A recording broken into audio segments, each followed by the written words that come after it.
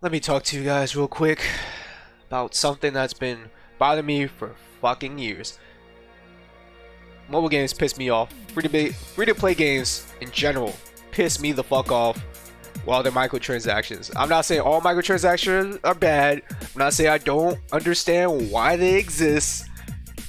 I just fucking hate them. Cause why do you download a free to play game? Cause you're broke, right? Like you want to have a gaming experience without having to pay money because you're fucking broke. Growing up, I was a broke kid.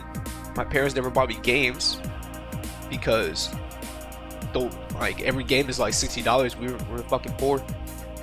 My mom's like, if you want games, go out to get them yourself somehow. I'm like, okay. I'm like, shit. What the fuck do I do? I want to play games, but I don't have any money. So, took a couple trips to the Google Play Store.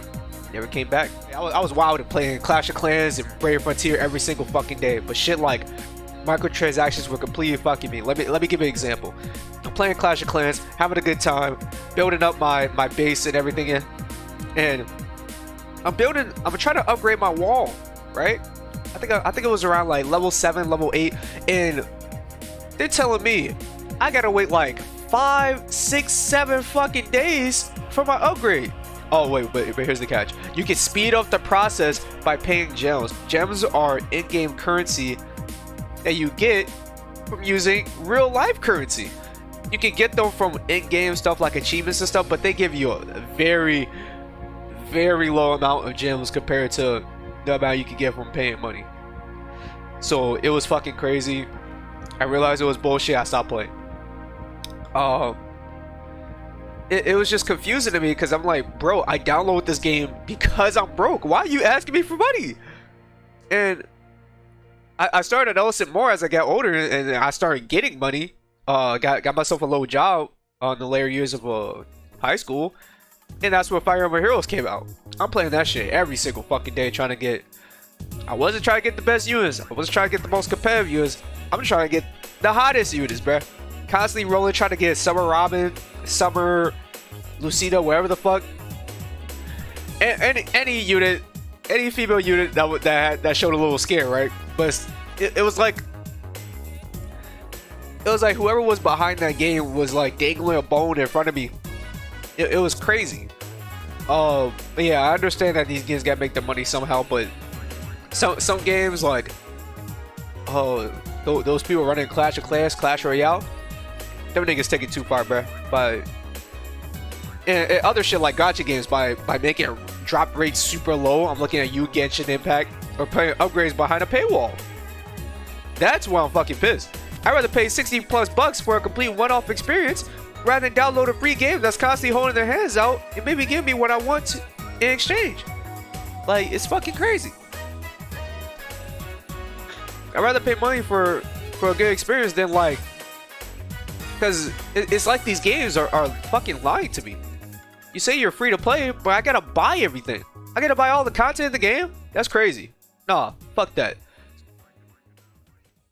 Hey guys, just segueing into the next part of this video, I'm going to be doing a quick interview with someone who plays these free to play games on a regular basis. Alright everybody, so I brought along the gacha god themselves. Say hello to the people real quick. What games do you primarily play right now, or what games are you the most experienced in? I play a lot of gacha rhythm games, and the ones I'm playing right now are Colorful Stage, also known as Project Sekai in Japan. D4DJ is another one. I also play Arknights and the Cookie Run games. I'll segue into my next question, like, in regards to microtransactions. Do you think they're bullshit? Like, do you think some games take it a bit too far?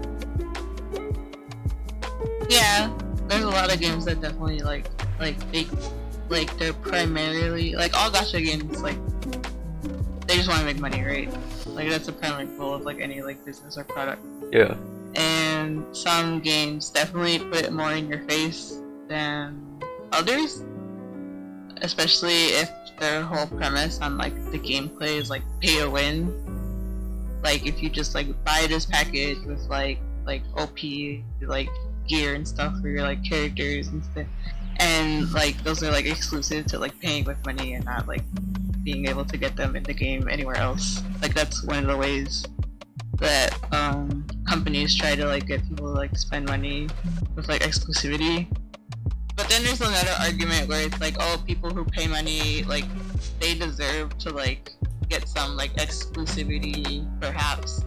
And like my issue with that is like you don't really gain anything when you like pay money in these games, because it's like what do you get? Like you get a JPEG image, right? Because it's like there's always the condition that like, oh, like one of these days the game is gonna shut down. Yeah, like the servers just go kaput. So like, do you think it's like a difference where like, let's say you're playing a free to play game and there's like microtransactions to it, or like compared to a game where you have to pay money for it? Let's say you're buying a rhythm game for like $10 and they have like microtransactions. Do you think that's okay? I think it depends. Like, if the base library, like, for rhythm games, they're like in a weird market, because it's like, oh yeah, there's like the base game, and it has like a certain number of songs, and then it's like, there's like DLC packs. Like, for example, I think like Citus is like this as well. Oh yeah. And some other rhythm games, I think Muse-Dash is also like, you pay for like the base game, and then there's like DLC packs on top of it that you can buy. I guess I should ask this question a bit earlier, but like, why do you play gachas and other free-to-play games? Because I mentioned this earlier in my video, where like the reason why I was playing was because I was broke and I couldn't really buy games like that, and I also needed something to play like when I'm on like the bus or the train, or like on a car ride or some shit like that. Right. Yeah. So. Yeah, go ahead. So for me, I think one of the main reasons is that like the games that I play are from like very niche franchises that right. is like, yeah, they don't really get like a lot of like content or like any major like AAA game status or things like that. And like being a mobile game, it's like a very easy gateway to put that branding out there and for like other people to get to know, because like one, it's like free to download, two, like it's like almost like entirely accessible, so like anyone with like a mobile device can like download it and play. Yeah, that's dope. Do you think mobile games are kind of like being a little more lenient when it comes to like microtransactions nowadays? Because I remember back when I first got into it, like the biggest games like on the Google Play Store was like super heavy into microtransactions, and it was kind of whack getting into free to play games, and to the point where like I wouldn't even fucking download them, because I'm like, yeah, I know it's like free to download, but like I know I'm just they're gonna ask me to like spend a whole bunch of money for like a whole bunch of the content in the game. So do you think there's like a certain change going on with the mobile games being released today? No, I definitely think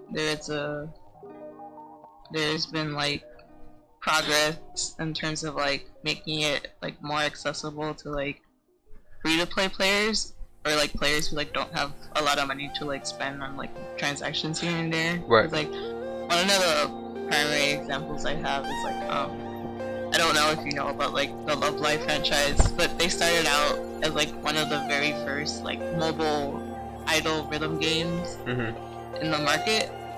And in the beginning, there's like rarities of like the those cards that you can get, like rare, super rare, and ultra rare, which is also known as UR, and like their UR rate is like 1%. I think the standard now is like 3%. Oh shit. So imagine like playing like gacha games like back in the day, and like the rates were like very abysmal. Wow. But it's like Like worse than they are now, or? so the rates have improved. So like I think a lot of newer games, like they're taking more in consideration that players like the higher rates, and also they like these banners where it's like, oh, we're gonna like double or like triple the highest rarity rates. Ah, yeah. Like I know Fire Emblem used to do that shit. Yeah. Okay. But it's like yeah, with that Love Live game, like it was very like bare bones back then. Like it was just like, oh, you play like the rhythm game, and then like how the events work is like, oh, you play songs, you get points, you go up in the rank game, and then whatever your rank is at, you get like some reward. Okay, that's pretty dope. Okay, so thank you for answering those questions. We are currently out of time. Thank you for coming on. Yeah.